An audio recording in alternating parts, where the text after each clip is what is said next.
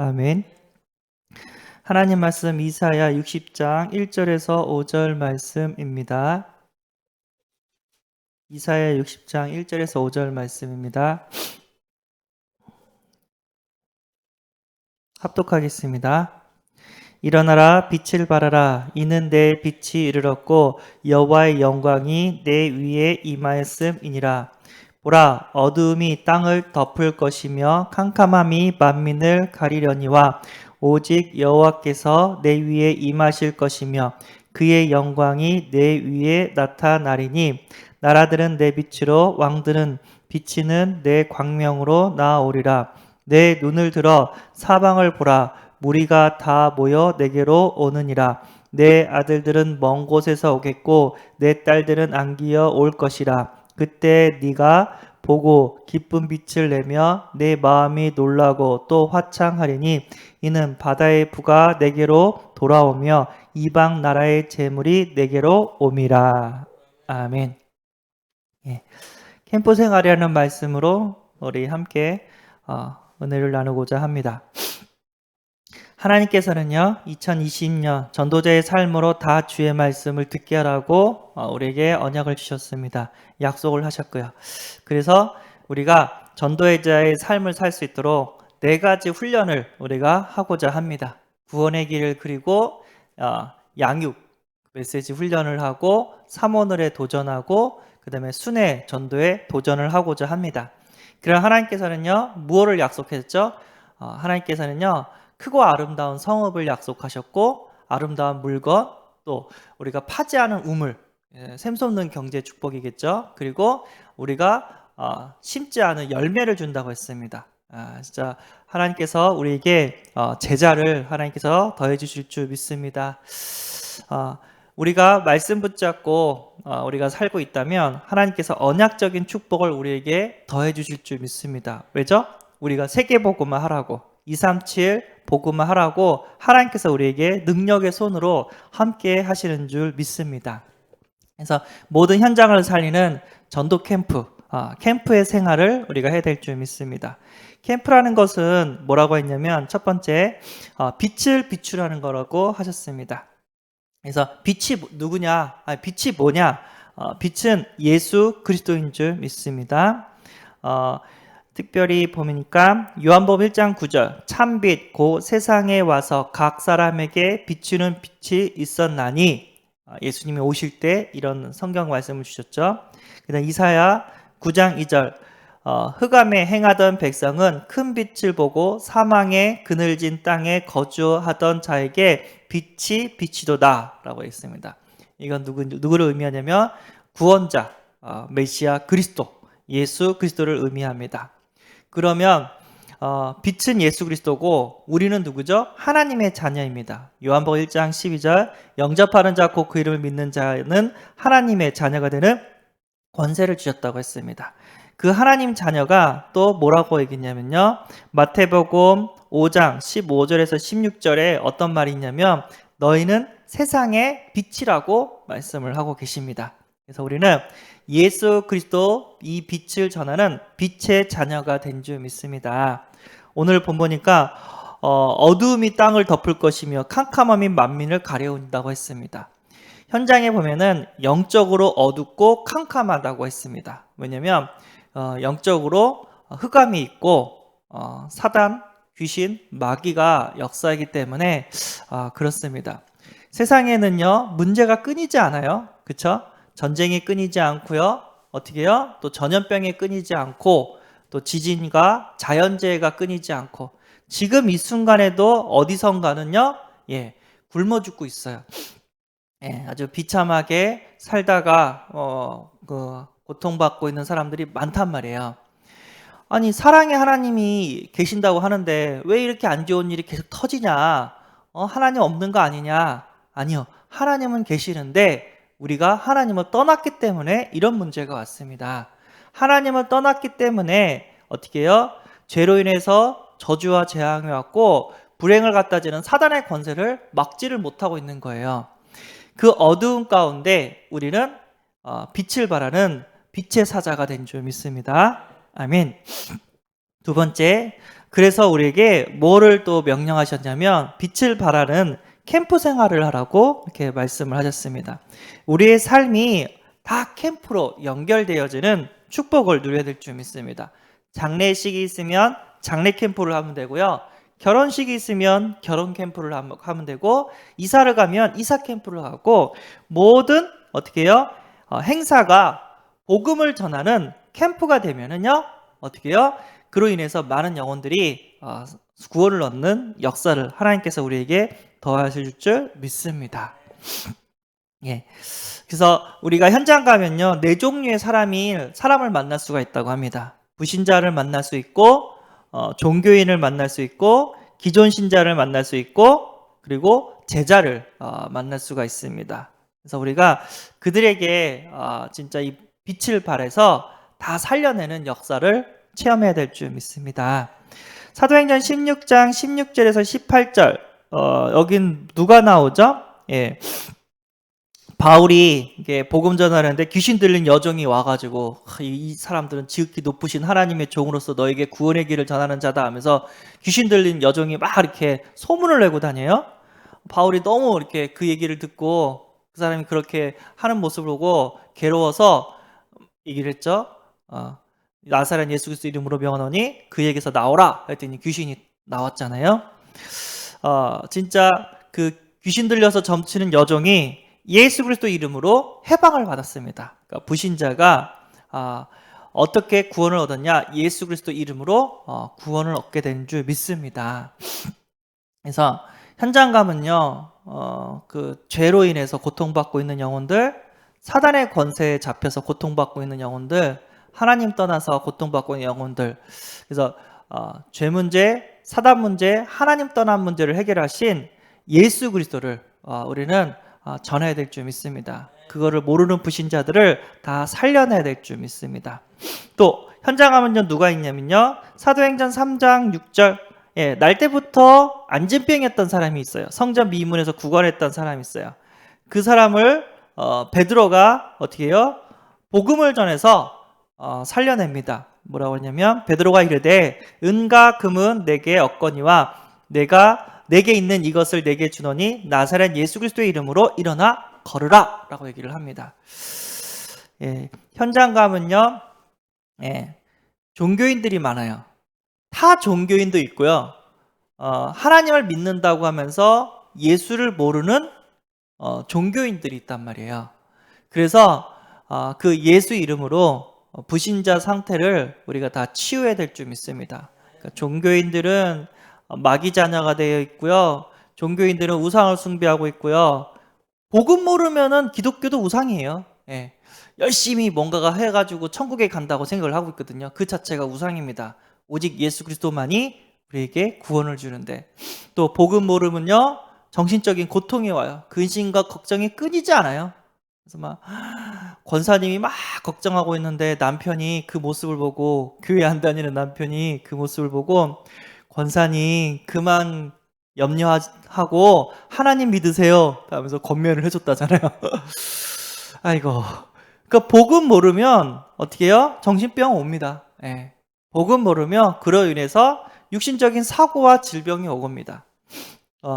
반대로 복음 알면 질병을 이겨내는 응답이 주어지는 줄 믿습니다. 어떤 질병이 와도 세계복음화 언약을 이루기 전까지는 어떻게 해요? 그 질병 때문에 우리가 죽지 않습니다. 복음 알고 있으면 육신적인 질병도 어떻게 해요? 해결되는 줄 믿습니다. 복음 알고 있으면 또 지옥 문제가 해결되고, 가정이, 직장이, 학교가 지옥이 아니라 천국이 되는 줄 믿습니다. 복음 알고 있으면 후대 문제도 해결이 되는 줄 믿습니다. 내가 진짜 복음이고 내가 진짜 기도하는 사람이라면 반드시 후대들은요, 복음 속으로 다 들어오는 역사가 일어나게 되는 줄 믿습니다. 그래서 우리가 낙심할 게 아니라 영적 싸움만 하면 됩니다. 이 종교인들은 예수 그리스도를 모르니까 여기 불신자 6가지 상태에 다 빠져 있어요. 타종교는 뭐 말할 것도 없이, 복음 없이, 예수 그리스도 없이 하나님 믿고 신앙생활하는 사람들은 신앙생활도 아니죠, 종교생활하는 사람들 여기에 다 빠졌단 말이에요. 해답이 뭐죠? 예, 이 문제를 불신자의 6가지 멸망 상태의 문제를 해결하신 예수 그리스도를 전해줘야 될 줄 믿습니다. 의외로 교회 다니는데도요, 예수가 그리스도라는 사실을 몰라요. 예수가 십자가에서 죽으시고 부활해서 우리 죄만 해결된 게 아니라 사단의 권세를 깨트리시고 하나님 자녀의 축복을 누리는 길을 열어주신 사실을 몰라요. 예, 우리가 이것들을 정확하게 전해야 될 줄 믿습니다. 불신자에게 기존 신자, 종교인에게 이 복음을 정확하게 전해야 될 줄 믿습니다. 네, 세 번째 누가 있냐면요, 기존 신자가 있다고 합니다. 그래서 사도행전 2장 42절, 그들이 사도의 가르침을 받아 서로 교제하고 떡을 떼며 오로지 기도하기를 힘쓰니라, 이렇게 말씀을 주셨습니다. 이제 기존 신자는 이제 예수님을 알아요. 예수님을 영접했어요. 감사하죠. 불신자랑 종교인이랑 차원이 달라요. 이분들은. 근데 문제는 뭐냐면 하나님의 자녀의 축복을 못 누려요. 기존 신자들이. 네. 그러니까 하나님 살아계시는데, 성령으로 역사하시는데, 기도에 응답하시는데, 우리가 기도하면 흑암의 권세가 꺾이는데, 하늘의 천사가 도와주고 우리 가정이 천국이 되고 세계복음화를 이룰 수가 있는데 이 응답을 못 누린단 말이에요. 그래서 그 응답을 누릴 수 있도록, 하나님 자녀의 그 풍성한 축복을 누릴 수 있도록 뭐라고 했죠? 조별 포럼 해라. 하나님 살아계신 증거를 나눠라. 기간별로 서로 은혜를 나눠라. 복음 공동체의 축복을 누려라. 아멘. 그러니까 내가 못 누렸다는 것을 이렇게 포럼하다 보면은 하나님 저렇게 역사하고 있구나, 이것들을 볼 수가 있단 말이에요. 우리가 받은 응답과 은혜를 포럼을 하면서 나눈다면 그 은혜가 더 풍성하게 되는 줄 믿습니다. 그래서 기존 신자들, 특별히 이제 우리 다락방 아닌 교회들 보면, 교회를 우리가 기존 신자라고 얘기를 하잖아요. 그분도 예수님 영접했어요. 그런데 하나님 자녀의 축복을 못 누리고 있다는 거예요. 우리가 하나님 자녀의 축복을 전해야 될 줄 믿습니다. 예, 기존 신자들은 성도와의 교제를 통해서 하나님 자녀의 축복을 더 누려야 될 줄 믿습니다. 그리고 그들 중에 또 뭐가 있냐면 제자가 있다고 합니다. 사도행전 19장 9절에서 10절, 바울이 에베소에서 담대히 회당에 들어가서 석 달 동안 이렇게 복음을 전했는데 그 도를 비방하고 욕하고 대적하는 사람이 있는가 반면에 그 도를 받아들인 사람이 있단 말이에요. 그분들이 제자였습니다. 그래서 두란노 서원으로 따로 불러서 2년 동안 제자 훈련을 시켰습니다. 진짜 복음 전하고 싶고 이 복음으로 이렇게 전도하고 싶고 세계 복음하고 싶고 가문 복음하고 싶고 직장 복음하고 싶고 현장을 살리고 싶은 제자들이 있다니까요. 거기에 대한 한이 맺힌 제자들이 있단 말이에요. 그 제자들이 전도할 수 있도록 훈련을 시킨다는 거예요. 예. 나도 세계복음 하고 싶은데, 나도 진짜 하나님이 역사하는 전도자의 축복을 살고 싶은데, 그 방법은 뭐냐면 두란노 서원에서 있었던 것처럼 제자 훈련을 시키면 됩니다. 그래서 우리가 그 응답을 받고 있는 줄 믿습니다. 그래서 구원의 길, 누구를 만나든지 5초, 1분, 3분, 5분 구원의 길을 전할 수 있는 어떻게 해요? 준비를 해야 될 줄 믿습니다. 물론 전도지 전하면 돼요. 전도지 읽어줘도 돼요. 그건 나쁜 게 아니에요. 좋은 방법이에요. 그런데 전도지가 없을 때는 어떻게 해요? 내가 어디 갔는데 중요한 그 사람을 만났는데 전도지가 없어. 오늘은 전도지가 없으니까 다음에 하자. 그럴 순 없잖아요. 우리가 그동안 준비했던 1분 구원의 길, 5분 구원의 길, 5초 구원의 길, 이것들을 전할 수 있는 어떻게 해요? 준비를 하자는 겁니다. 그럼 하나님께서 준비하는 자에게 응답을 더해 주신 줄 믿습니다. 두 번째, 양육훈련. 예수님을 영접했어요. 영접한 이 사람이 어떻게 해요? 불신자의 상태에서 치유받고 하나님 자녀의 축복을 누릴 수 있도록 양육을 시켜야 된단 말이에요. 그래서 양육훈련도 우리가 해야 될 줄 믿습니다. 그리고 이 사람이 계속해서 하나님을 누릴 수 있도록 사모놀 훈련. 그래서 어떻게 하면 하나님과 함께 할 수 있냐? 하나님의 성경 말씀을 붙잡아라. 그리고 그 말씀 속에서 기도 제목을 정해라. 그리고 오늘 하루 내가 이 복음을 전할 수 있는 전도 스케줄을 짜라. 하면서 막 했어요. 우리 지금 주원이랑 진혁이랑 저랑 이렇게 대학부 어쨌든 그 아이들이랑 랩런트랑 포럼을 했어요. 그랬더니 진혁이가 뭐라고 얘기냐면 이번 주 내내 저는 아무도 만나지 않은데요. 그래서 너 친구 없냐? 제 친구들이 여기 살지 않고 저 멀데 산대요. 대학교 친구들이 저 멀리 살아요. 막 얘기를 하는 거야. 그래서 자기는 타당성을 얘기하는 거야. 친구를 만날 수 없기 때문에 자기는 전도를 할 수가 없대요. 야, 지금이 어떤 시대인데 비대면 시대야. 무슨 얘기냐? 안 만나고도 만날 수 있는 시대란 말이야. 네? 너 전화기 있어 없어? 스마트폰 있어 없어? 예, 있어요. 그 친구들한테 문자 보내. 그 친구들한테 전화라고. 네가 받은 응답, 은혜, 하나님 말씀을 그 친구들한테 나누란 말이야. 하다못해 그 친구들을 위해서 기도문을 써줘가지고 보내줘. 이것도 전도야. 전도의 방향을 우리 담임 목사님이 얘기했잖아요. 새벽에 일어나서 이렇게 문자를 이렇게 보낸다고 복음의 말씀을. 이것도 전도입니다. 만나진 않았지만 문자를 통해서 전화 안부를 통해서 우리는 충분히 복음을 전할 수가 있어요. 우리가 어떻게 뭔가 생각에 딱 매여서 오늘의 스케줄 가운데 만날 수 있는 사람이 없다라고 생각을 할 수가 있는데 아니에요. 얼마든지 만날 수 있는 비대면 세대가 왔습니다. 예. 하나님께서 통신 장비를 아주 발전을 시켜줬죠. 예. 그리고 어디에 있든지 복음을 전해서 제자를 세우고 빠져나오는 순회 전도의 응답도 받아야 될 줄 믿습니다. 바울은요 한 곳에 1년 머물지 않았어요.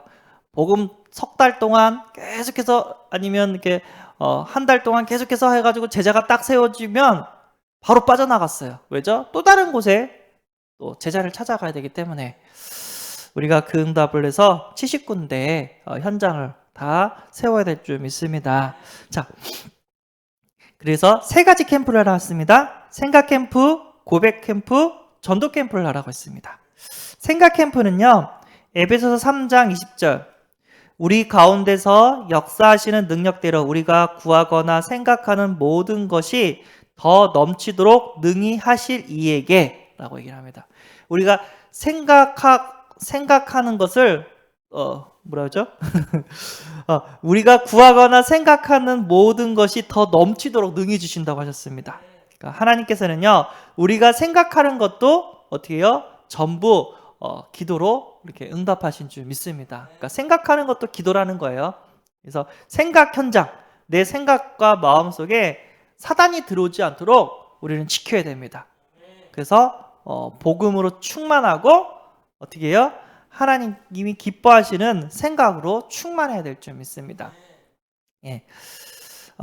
생각과 마음 차이가 있죠? 마음은 그릇이고요.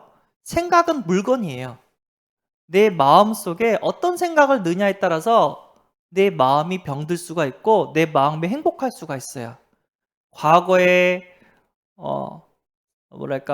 억울하게 누명당하고 실패하고 배신당하고 이렇게 자기를 이렇게 때린 거 이런 생각들로 가득하면 마음이 너무 아파요. 막 원망하고 미워하고 질투하고 이런 생각대로 하면은 마음이 병들어요. 근데 반대로 사랑받은 거, 하나님께서 구원하신 거, 하나님께서 응답하신 거, 교회 성도와의 교제에서 좋았던 거, 행복했던 거 이런 것으로 가득하면 마음이 너무 기뻐요. 그렇죠? 그래서 마음과 생각을 지키는 것이 영적 싸움입니다. 예, 가룟 유다의 마음 속에 사단이 예수를 팔려는 생각을 넣어버렸대요. 그래서 우리는 사단의 생각을 넣는 것이 아니라 우리 마음속에 구원의 길을 넣고 사모를 넣고 계속해서 복음으로 충만해야 됩니다. 강단 말씀을 넣고 그러면 우리의 생각이 진짜 하나님 기뻐하시는 역사를 이루게 될 줄 믿습니다. 두 번째 고백 캠프 민수기 14장 28절 그들에게 이르시되 여호와의 말씀에 내 삶을 두고 맹세하노니 너희 말이 내 귀에 들린 대로 내가 너희에게 행하리니 라고 합니다. 그러니까 이게 말이 조심해야 돼요. 예, 말대로 될 수가 있어요. 그래서 어떻게 해요? 목사님께서 축복의 말, 따뜻한 말, 믿음의 말을 해주라고 합니다. 아무리 아니라도 어떻게 해요? 저주되는 말은 피해야 될 줄 믿습니다. 우리가 말할 때 사람을 비방하고 욕하고 이렇게 안 좋은 말을 하는 것이 아니라 믿음의 말만 해야 될 줄 믿습니다. 환경이 힘들고 답답하고 어려워도 괜찮아. 하나님은 우리와 함께 계셔. 이것도 협력하여 하나님은 선을 이루실 거야. 괜찮아. 그러면요, 힘든 사람도 그 얘기 딱 들으면 힘이 딱 생겨요. 근데 반대로 큰일 났다, 망했다, 어떻게 하겠냐, 죽었다 막 그렇게 하잖아요. 그러면 죽어요. 예, 하나님은 우리를 사랑하십니다. 우리에게 힘을 주십니다. 모든 문제는 협력하여 선을 이루게 될 줄 믿습니다. 전도 캠프 여호수아 1장 3절에서 4절, 내가 특별히 3절, 내가 모세에게 말한 바와 같이 너희 발바닥으로 밟은 곳은 모두 내가 너희에게 주었노니, 하면서 주었대요. 우리가 발바닥으로 밟는 거. 그래서 우리는 곳곳에 구석구석 땅을 밟으면서 영적 싸움을 하고 구원의 길을 그리고 빛을 비치고 피를 뿌리면서 전도 캠프하는 생활을 해야 될 줄 믿습니다. 우리가 이제 홀로 다락방에 도전하잖아요. 홀로 다락방은 혼자 기도하는 시간이랑 좀 달라요. 우리가 정시기도, 무시기도, 집중기도 하는 시간이 있잖아요. 내가 보좌와 소통하는 그런 시간이 있잖아요. 근데 이 홀로 다락방은 조금 달라요. 홀로 다락방은 현장에서 어떻게 해요? 시간을 정하고 장소를 정해서 복음 운동하는 게 홀로 다락방입니다. 내가 가능한 시간에 내가 그동안 밟고 다니는 그 장소에 가서 내가 찬양하고 내가 구원의 길을 그리고 내가 하나님 전도의 문을 열어주옵소서, 흑암을 꺾어주옵소서 기도하고, 혼자 시작했는데 그룹이 되어지는 응답을 하나님께서 더해 주실 줄 믿습니다. 제가 그 대학교 갔을 때, 대학교 2학년 때 1차 합숙을 끝나고 전도 체험을 하고 대학교에 딱 다시 복학했어요.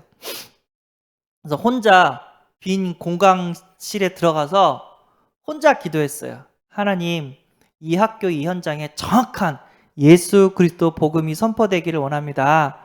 하나님, 다락방의 문을 열어주세요. 제 힘으로는 혼자 전도하지 못하겠습니다. 하나님, 전도할 수 있도록 다락방의 문을 열어주세요 라고 기도를 했단 말이에요. 그때부터 하나님께서 역사해 주시고 지혜를 주시는데, 인근에 있는 다락방 교회, 제가 천안에서 정확하게 얘기하면 아산이거든요. 아산에서 대학생활을 했는데 그 당시 아산 늘푸른 교회 목사님이 다락방 하시는 목사님인 거예요. 그러니까 대학교 옆에 교회가 있거든요. 시골 교회가 있거든요. 그래서 제가 찾아가지고 전화를 걸었어요. 혹시 다락방 하시는 목사님이시냐고. 그러면 우리 교회 우리 학교에 와서 다락방 좀 해주시면 안 되겠냐고 제가 요청을 했어요. 근데 그분이 뭐라고 얘기했냐면, 나 지금 그 학교에서 다락방 하고 있어. 딱 그러는 거예요. 무슨 소리죠? 했더니 제가 군대에 있을 때 어떤 여자 선배가 화학과 다니는 여자 선배가 편입을 한 거예요. 3학년으로. 그래가지고 작년부터 그 한 분, 여자 선배 한 분이랑 그 늘푸른 득산 교회 목사님이랑 다락방을 하고 있었던 거예요. 그래서 제가 제대한 다음에 기도하면서 같이 다락방 할 수 있는 사람을 보내달라고 했는데 1년 전부터 하고 있었대요. 그 현장에서. 그래가지고 저랑 그 목사님이랑 편입한 화학과 선배랑 3명이 된 거예요. 그래가지고 너무 기뻤죠. 그래서 친구들이랑 막 있는데, 너 어디가? 했더니 예배 드리러 갈 거야. 무슨 예배? 임금 목사님이 와가지고 우리 예배 드려줄 거야. 그래? 나도 가면 안 돼? 했더니 그 컴퓨터학과에 수석으로 오는 학생이 있었어요. 과 수석으로 오는 오경목이라는 학생이 있는데 자기도 같이 예배 드리고 싶다고 딱 그러는 거예요. 그래? 그럼 와 해가지고 한 명이 더 생긴 거예요.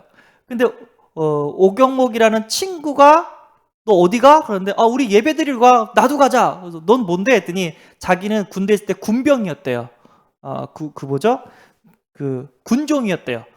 기독교 목사님을 이렇게 시정도는 군종병이었대요. 자기도 같이 가고 싶대요. 그래가지고 우리 과 학생이 저 포함해서 3명이 된 거예요. 컴퓨터학과 3명, 화학과 1명. 예. 그렇게 하고 있는데 고등학교 내 친구가 기계과에 하나 더 있었거든요. 갑자기 자기도 이렇게 예배 드리고 싶다고 소문 듣고 어떻게 연락이 돼가지고 그래가지고 내 친구 하나, 둘, 셋, 3명, 화학과 1명 해가지고 5명이 이렇게 예배를 드렸던 제 기억이 있거든요. 그 다음 주였는가 다다음 주에 예배를 드렸습니다. 진짜 혼자 시작했는데 하나님은 함께 할 수 있는 사람을 막 붙여줘요. 사역자를 붙여주고 동역자를 붙여주고 새신자를 붙여줬어요. 아직도 기억나요. 기계과 친구는 교회 안 다니는 친구인데 이 영적인 메시지를 알아듣는 거예요. 너 이거 어떻게 알아듣냐? 그랬더니 걔가 하는 말이 너랑 나랑 고등학교를 같이 다녔는데 너한테 말하지 않은 비밀이 있었대요. 그게 뭐야? 했더니 자기 할머니가 무당이래요. 그래서 나는 이 영적인 메시지를 알인대요. 비록 교회는 안 갔지만. 그래서 걔가 아산에서 같이 학교를 다녔는데 수원에서 우리 교회까지 이렇게 온 적이 있었어요. 하나님은요, 내 있는 현장에서 빛을 발하기를 원하십니다. 그 현장에 구원받을 영혼들을 하나님께서 다 보내주시고 우리를 영적인 훈련을 시키고 하나님께서 어떻게 해요? 시간표 가운데 모든 것들을 만나게 하고 계신 줄 믿습니다. 우리를 훈련시키는 이유가 있다니까요. 왜요? 복음을 들을 사람이 있기 때문에 하나님께서 우리에게 훈련이라는 은혜의 시간표로 인도해 주신 줄 믿습니다. 기도하겠습니다. 하나님 감사합니다. 우리의 인생이 떡을 위해서 세상 것을 위하여서 달려가다가 죽는 인생이 아니라 하나님의 나라를 위하여 전도 선교를 위하여 사는 캠프 인생이 되게 하심에 감사합니다. 흑암 가운데 하나님 떠나 죄와 사단 가운데 고통받고 있는 영혼들에게 정확한 예수 그리스도 복음을 전해서 다 구원해내는 역사를 허락하여 주옵소서.